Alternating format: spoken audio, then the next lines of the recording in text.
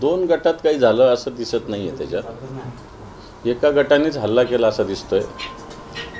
कारण जी घटना घडली आठवड्याभरापूर्वी त्याचे आरोपी सगळे अटक झाले होते. गाव सगळं एकोप्याचं आहे. मी त्या गावातल्या काही लोकांना संपर्क केलेला, काल हिंदूंना केलेला, मुस्लिमांना सुद्धा केलेला.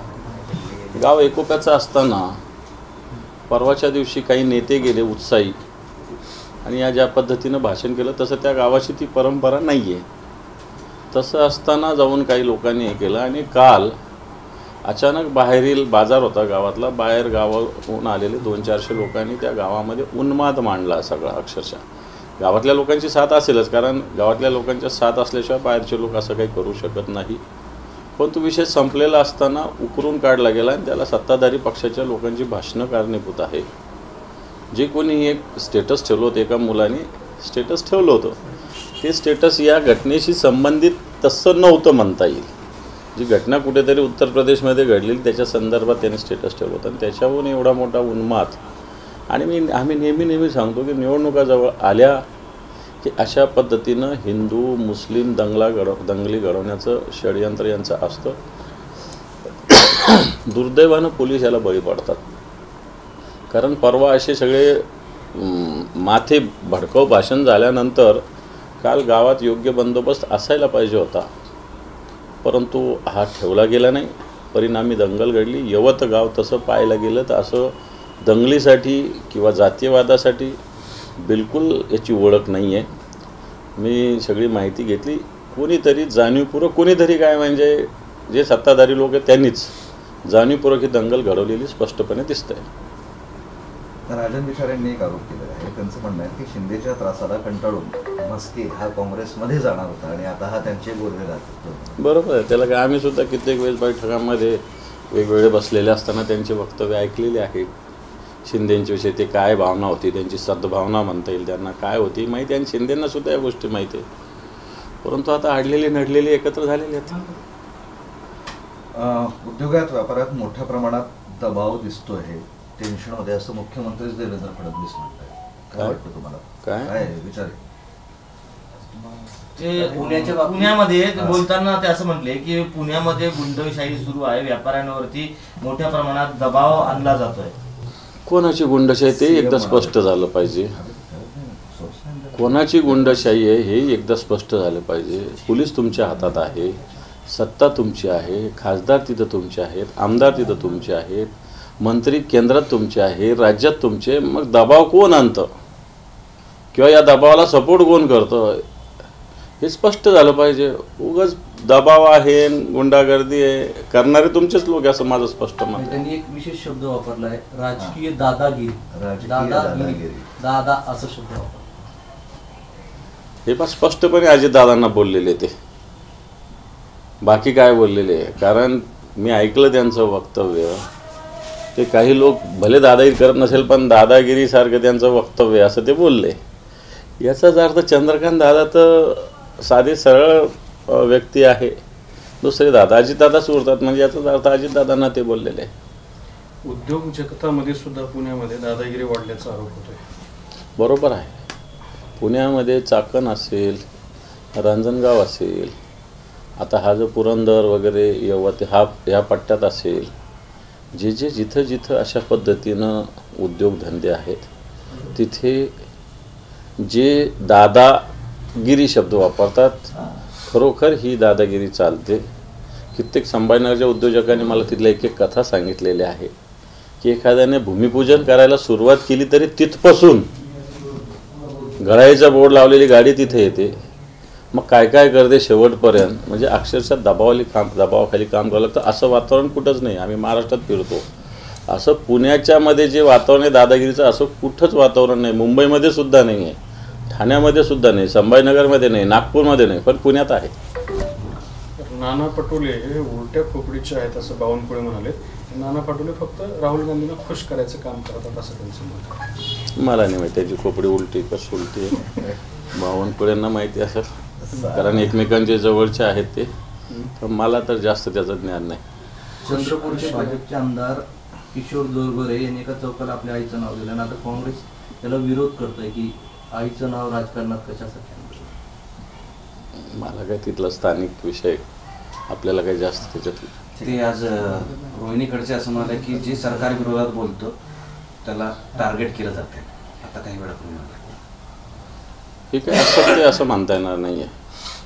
हे सत्यच आहे. एकनाथ खडसे साहेब सातत्यानं हनी ट्रॅपविषयी बोलायला लागल्यानंतरच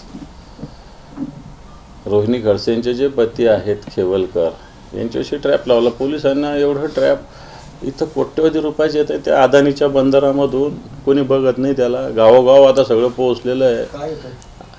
जे काय पकडलं गेलं ते कोकेन असेल, ड्रग्ज असेल, पण तिथं दाखवलं गेलं 2 ग्रॅम 2.007 काहीतरी.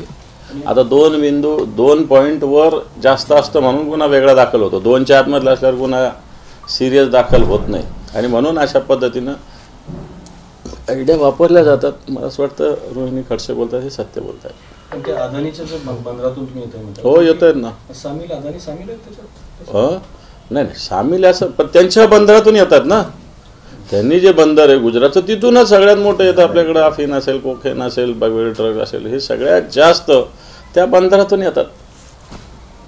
थोडक्यात गुजरातमधून येतात मोठ्या प्रमाणावर. सावरकर सदन ते दादरचं घर त्याला राष्ट्रीय संग्रहालय करायचं होतं आणि तशा पद्धतीची मागणी होती. तुमचीही मागणी होती. 2012-11ची मागणी आहे ती दादरचं सावरकरांचं घर. आता ते जेव्हा करण्याची वेळ आली तर 2012च्या मंत्रालयाच्या आगीत सगळे डॉक्युमेंट जळालेले आहे. त्यामुळे घर कोणाचं आहे ह्याच्यावरच वाद निर्माण होतोय आता, असं सांगितलं सरकारने उच्च न्यायालयात. दुसऱ्याचा तर कोणाचा दावा नाही ना त्याच्यावर. आणि इतक्या दिवस सगळ्या गोष्टी सगळ्यांना माहिती आहे ना. मंत्रालयातले कागदपत्र जळाले असेल तरी काही कागदपत्र एकाच ठिकाणी असतात अशातला काही भाग नाही. तिथले लोक आणून देतील. माझ्या ओळखीचे ते सगळे लोक, ते आणून देतील तुम्हाला लागले ते सगळे पुरावे सगळे त्या विषयाचे. रामदास कदमांचं जे सावली बार आहे त्यातला ऑर्केस्ट्रा परवाना रामदास कदमांनी परत केला, मात्र रेस्टो बारचा परवाना कायम ठेवलेला आहे. आणि त्या आधी बार चालवायला सुद्धा दिला होता, त्याच्यासोबतचा करारही रद्द केलेला आहे. हा सगळा विषय आणि वाद सुरू आहे. त्याच्यामुळे योगेश कदमांच्या राजीनाम्याची मागणी होते. हे पहा, जो बूंद से गई वो हौद से नहीं आती, मी काल बोललेलो आहे. तुम्ही रेस्टो काय ऑर्केस्ट्राचा परवाना वापस केला. 22 मुलींना अटक झालेलीच आहे ना. राज्याचे गृहराज्यमंत्री यांचा डायरेक्ट संबंध असलेल्या ठिकाणी अशा पद्धतीनं बार चालतो, तिथं मुलींना अटक होते. हे तर किती योग्य आहे हाच विचार केला पाहिजे. आपण बारचा परवाना वापस केला, उद्या कोणी कोणाचं वास्तू भाड्याने देत असेल किंवा रेंटने काय असेल ॲग्रीमेंट असेल तर तिथं काय चाललं आहे बघणं आपली जबाबदारी आहे ना. आणि म्हणून मला असं वाटतं हे सगळ्या गोष्टी झाल्या तरी योगेश कदमांना तर राजीनामा द्यावा लागेल. नवीन कृषी मंत्र्यांचं पण एक आता वक्तव्य आले. त्यांनी पदभार स्वीकारतात, सरळ कामं सगळेच करतात, पण एखादं काम वाकडं करून परत सरळ करणारे लक्षात राहतात. करून देतो असं म्हणतात. मला असं वाटतं त्यांची मनोवृत्ती आहे ती त्यांनी जे आपण पोटातलं ओटात म्हणतो ते त्यांचं आलेलं आहे. कारण ते सतत वाकडे काम करणाऱ्यांच्याच आता गँगमध्ये आहेत. गँग टोळी त्या गँगमध्ये आहे. ही गँग अशीच आहे. वाकडं काम सरळ कसं करायचं हेच ठरवणारी आहे. अनेक काम आहे राज्यात. वाकडं करायचं आणि त्याला नियमात कायद्यात बसवायचं. कृषी मंत्री पदाला काही शाप आहे का? म्हणजे अब्दुल सत्तार असतो, धनंजय मुंडे असो, माणिकराव बोकाटे असो, आता अगदी दत्तात्रय भरणेपर्यंत त्यांच्याही पाठीमागे वादाचं शुक्ल असतो. असं नाही, काही चांगले लोक होते. फुंडकरांसारखे चांगले लोक होते. अनेक लोक चांगले होऊन गेले याच्यामध्ये. असं काही सगळ्यांना श्राप असतो अशातला नाही. आपल्या डोक्यात हवा गेली नाही पाहिजे. आपली जबाबदारी समजली गेली पाहिजे. मुंबईच्या महानगरपालिका निवडणुकीसाठी भाजप आता गुजराती मतांवर डोळा ठेवून त्यांना अपीस करण्याचा प्रयत्न करतोय. तुम्ही मराठीचा मुद्दा घेतला, त्यातनं नुकसान होऊ शकतं असं त्यांना कदाचित वाटत असावं. तुम्हाला शह देण्यासाठी ही खेळी असल्याचं बोललं जाते. महाराष्ट्र राज्य गुजराती साहित्य अकादमीच्या वतीनं नाट्यप्रयोगातून प्रचाराचा शुभारंभ. निमंत्रण पत्रिका सुद्धा गुजराती छापलेली आणि गुजराती नाट्याचा प्रयोग सुद्धा होणार. हे पहा, शिवसेनेनं भाषा जे त्रिभाषा सूत्र आहे याला विरोध केलेला आहे. पहिलीपासून हिंदी आणि याच्यात गुजरातीचा कोणताच संबंध येत नाही. त्याच्यामुळं गुजराती बांधवांनी काही केलं असेल तर त्याला काही विरोध करण्याची आवश्यकता असं मला मुळीच वाटत नाही. ज्याची त्याची भाषा त्यांनी बोलावी, पण महाराष्ट्रात मराठी हा आपलं धोरण आहे.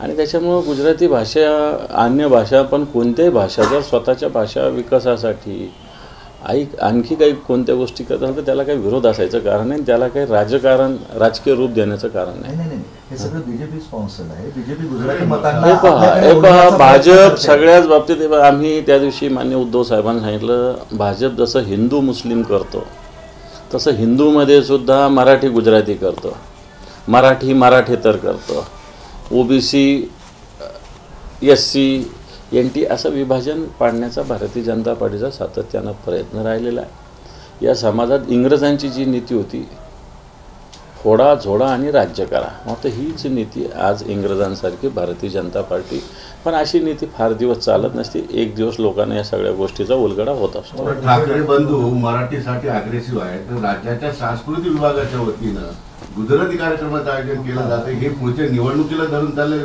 मराठीला शह देण्यासाठी नाही. अशा पद्धतीनं महाराष्ट्र राज्याच्या वतीनं अशा पद्धतीनं दुसऱ्या भाषेसाठी काही केलं जात असेल, कोणी करत असेल तर त्याला विरोध नाही, पण सरकारने करू नये असं माझं स्पष्ट मत आहे. कोणी बाकी करत असेल, एखादा गुजराती बांधव गुजराती भाषेसाठी काही करत असेल तर आपलं त्याला विरोध करायचं कारण नाही. उद्या मग महाराष्ट्राला तामिळसाठी करावं लागेल, बंगालीसाठी करावं लागेल, तेलुगूसाठी करावं लागेल, कन्नडसाठी करावं लागेल. त्यामुळे मला असं वाटतं राज्य सरकारने किंवा सरकारी यंत्रणेनं अशा बाकी ठीक आहे, आपलं मराठी इंग्रजी हिंदी एवढं बोलतं ठीक आहे, परंतु बाकी भाषेत महाराष्ट्राच्या सरकारने जाण्याची आवश्यकता नाही. गुजराती मतांसाठी हे सगळं सुरू आहे. महानगरपालिका मुंबईत जास्त आहे, तो टार्गेट करण्यासाठी गुजराती सगळं करण्याचा प्रयत्न, असे आरोप होत आहेत. सत्य आहे ना. याच्या आधी झालं का असं? कोणीतरी केलं का? याच्या आधी कोणीतरी हे केलं का? आणि राज्य सरकार स्वतःची मशिनरी वापरून अशा पद्धतीनं राजकारण करते, याला आम्ही तीव्र विरोध करू. विषय तुम्हाला माहिती आहे, कौशल्य विकास विभागाच्या बढत्या झालेल्या आहेत, त्यात बऱ्याच बोगस दिव्यांगांचं मंगल झालेलं आहे. बोगस नाही, पण जनरली बढत्या होत असताना एक नियम असा आहे की जिथं तो आहे तिथं त्याला राहता येत नाही. कारण कधी कधी त्यांनी एखादी फाईल केलेली असते ती त्याच्या वरिष्ठाकडे जात असते, आणि आता तोच वरिष्ठ झालेला असेल तर त्यांनी केलेल्या सगळ्या गोष्टीला तो मान्यता देऊ शकतो.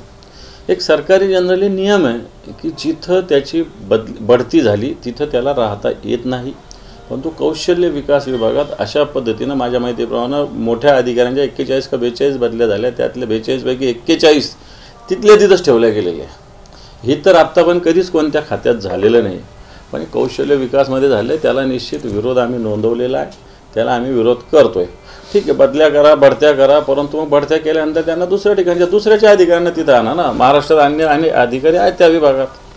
हेमंत करकरेंचा छळ झाला होता असं हर्षवर्धन सपकाळ यांचं म्हणणं आहे, आणि ते पुस्तकामध्ये सुद्धा लिहिलेलं आहे. हे बा, हेमंत करकरे यांचं बलिदान झालेलं आहे हे आपल्याला सगळ्यांना माहिती आहे. 26 याच्यामध्ये सरकार म्हणून जी काही जबाबदारी दिली ती त्यांनी पार पाडलेली, हे आपण मानलं पाहिजे. आणि हे मानलं असताना जर कोणी त्याचा छळ केला असेल तर मला असं वाटतं ते चुकीचं आहे. सपकाळने आरोप कोणत्या अँगलने केला मला त्याची माहिती नाही, परंतु निश्चित मालेगावच्या प्रकरणामध्ये हेमंत करकरे हे तपास अधिकारी होते, म्हणजे मुख्य होते का नव्हते मला माहिती नाही, पण एक कोणत्या तरी याच्यात तपास अधिकारी होते. आणि त्यावेळेस एक प्रिडिक्शन चुकीचं करण्याचा प्रयत्न त्या काळात झालेला होता, आणि म्हणून एखाद्या वेळेस सरकारच्या मनासारखं नाही केलं म्हणून सरकारने एखाद्या छळ केलेला असू शकतो. असं छळ करणं चुकीचं आहे. तुळजापूरचं विचारतो शेवटचं, तिथे त्या पुजारी मंडळांनी आरोप केला आहे की प्रशासनाने तलवारच गायब केली आहे, जी तुळजा भवानीची तलवार आहे, तिथे वाद सुरू आहे त्यावर.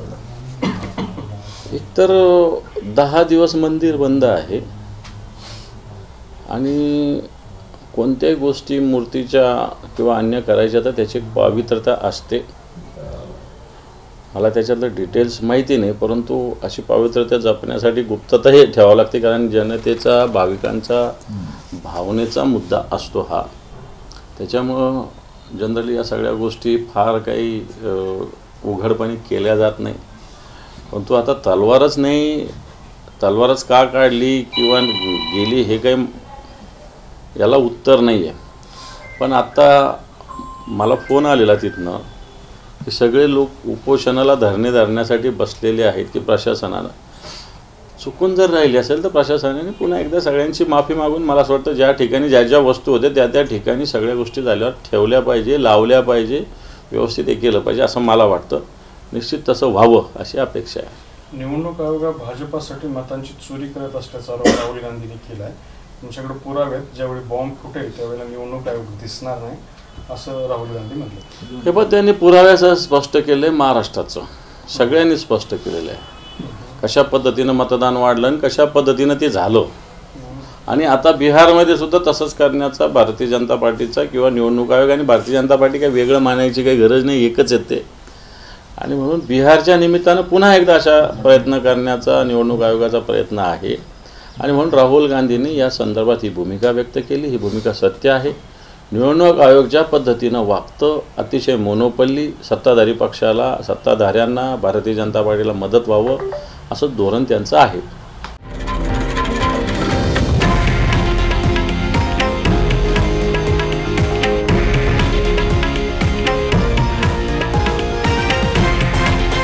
हे आहे देशातील नंबर 1 न्यूज नेटवर्क आणि आपण पाहत आहात TV9 मराठी, एकमेव.